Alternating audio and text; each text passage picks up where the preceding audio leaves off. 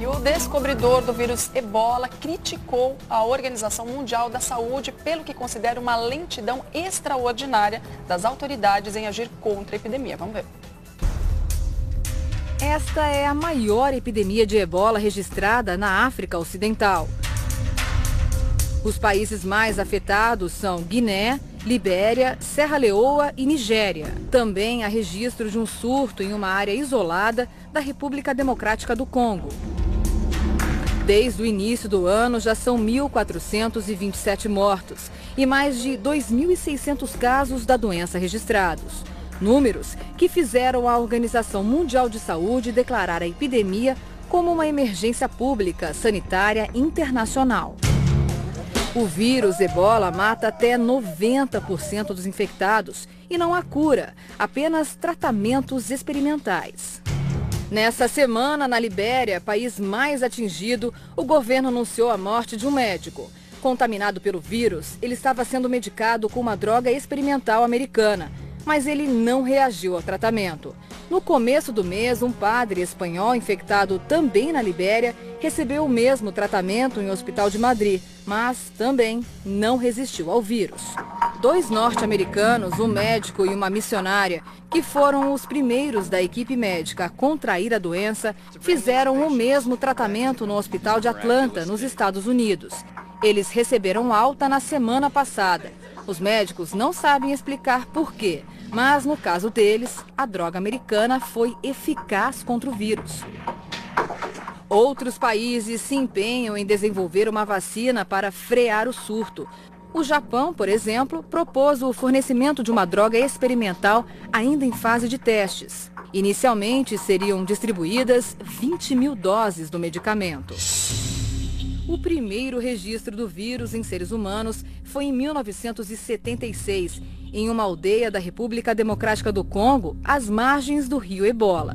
Por isso, o nome da doença.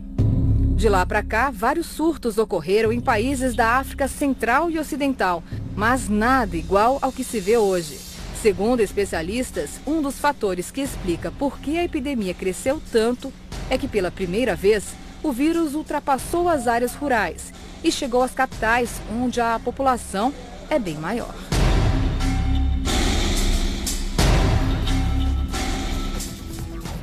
Olha, é muito importante a gente separar o que pode ser chamado de alarmismo, de antecipar uma situação de desespero, do que é antecipar um problema e se preparar para ele. Então, por isso que nós vamos falar sobre os sintomas hoje, nós vamos falar sobre o que está sendo feito efetivamente no Brasil, vamos ouvir especialistas para que a gente saiba, afinal, o que é essa doença e o que precisa ser feito para evitar um problema no nosso país, como está acontecendo em outros lugares do mundo. Os sintomas do Ebola, a gente falava sobre isso, eu e o Edu, a Cris, um pouquinho antes do programa começar aqui, são muito parecidos com os sintomas da dengue. Apesar de não ter nenhum caso registrado aqui no Brasil, felizmente, é sempre muito bom ficar atento. E é assim que a gente faz saúde, é se prevenindo, é se preparando. Vamos ver agora como a doença é transmitida.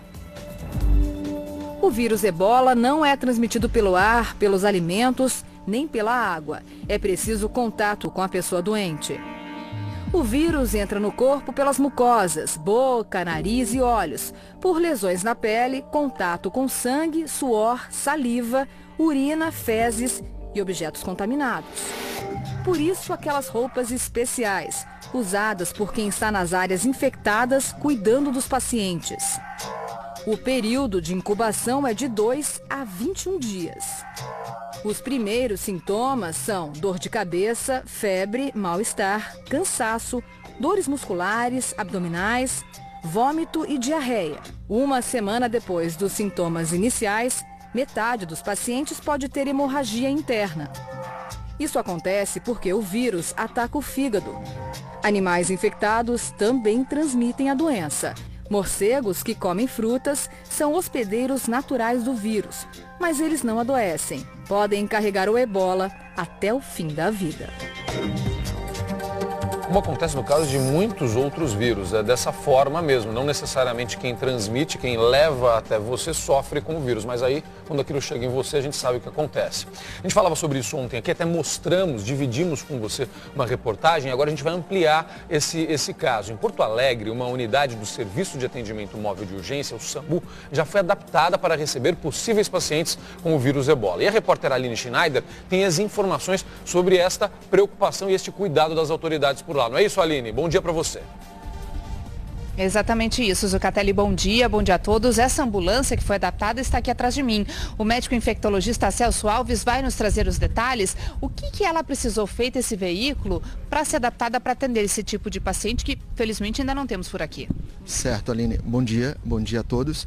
Essa ambulância, na verdade, ela foi desequipada, retirada todos os equipamentos internos, deixando o mínimo possível de contato com um possível e improvável paciente que podemos ter de ebola. Ela vai ficar de sobreaviso, então, caso exista alguma suspeita, não vai ser usada para outros fins? Certamente. Como agente público que somos, a gente tem que estar preparado exatamente para o único possível paciente que possa virmos a ter no Rio Grande do Sul. Inclusive, Zucatelli, a gente tem aqui o Gilberto, ele é o motorista da ambulância e vai mostrar para vocês o kit que é utilizado, que está sendo distribuído pelo Ministério da Saúde. Pode se aproximar um pouquinho mais, Gilberto? Vai terminar de se vestir, É toda uma roupa especial, isso para quê? Para evitar que os profissionais de saúde se contaminem, né, Celso? Correto. A contaminação ela se dá, como já foi feita pela reportagem, pelas mucosas, e a roupa impede a nível zero o contato do profissional de saúde com o vírus. Mas existe todo um cuidado depois na hora de retirar a roupa, porque caso ele entre em contato com alguma pessoa infectada, na hora de tirar a roupa, aí sim corre o risco de se contaminar. Certamente. Há todo um ritual na vestimenta e ao desvestir, ao tirar a roupa. Um cuidado que tem que ser treinado, tem que ser exaustivamente treinado, para que na hora as pessoas, obviamente, não tenham a possibilidade de contaminação. Se esse profissional entrar em contato com algum paciente infectado, depois essa roupa, então, precisa ser queimada para evitar qualquer imprevisto. Certamente sim, ela vai ser incinerada, todo o equipamento utilizado vai ser incinerado. Tá certo, então. É um risco muito grande, Zucatelli, mas por enquanto o Celso estava me dizendo aqui, reforçando, precisa, ele até brincou, se esforçar muito para a pessoa se contaminar com ebola, né? Correto. A gente tem que tirar esses sintomas de alarmismo, na verdade, porque o ebola, ele precisa de vários fatores, assim como outras doenças que a gente também convive e não sabemos. Os fatores para que ela possa, o hantavírus, outras doenças de febre hemorrágica. E o exemplo utilizado que foi a dengue. A dengue é que é a mais próxima, vamos dizer assim, daquilo que a gente conhece. Entretanto, por que não houve o surto? Porque houve um trabalho de vigilância epidemiológica nesse sentido. Obrigada, Celso, pelas informações. Zucatelli. Aline, exatamente isso. Perfeito. O que ele deixou muito claro para a gente, ele usou até um termo ali, acho que todo mundo ouviu, que ele falou assim, possível e improvável. Tudo bem, que bom que é improvável, só que isso não significa que a gente não deve estar preparado. Essa é a grande diferença. Vou aproveitar rapidamente a presença do Dr. Lister, que veio aqui para participar, na verdade, do quadro da Cris. Dr. Lister, vou colocar o senhor na dança, que o senhor é médico, vou aproveitar aqui. O Brasil está preparado ou não está preparado para uma situação como essa? Antecipar dessa forma é importante, mesmo que seja improvável a chegada do ebola aqui. Bom dia. A ação é ótima, mas não é suficiente. E os outros pontos de entrada de pessoas estrangeiras que podem estar contaminadas? Então tem que ter uma ambulância dessa no aeroporto. Alguma coisa assim, algum sistema específico no aeroporto para receber. Se vocês acompanharam o médico americano chegando nos Estados Unidos, nossa, ele tinha uma cuba de vidro, todo mundo equipado, foi direto para o CDC em Atlanta, é o centro de doenças dos Estados Unidos, e lá tem um hospital específico para isso. Assim que você bloqueia. Pouca gente sabe, mas a AIDS foi uma pessoa só que levou para os Estados Unidos e disseminou nos Estados Unidos inteiro.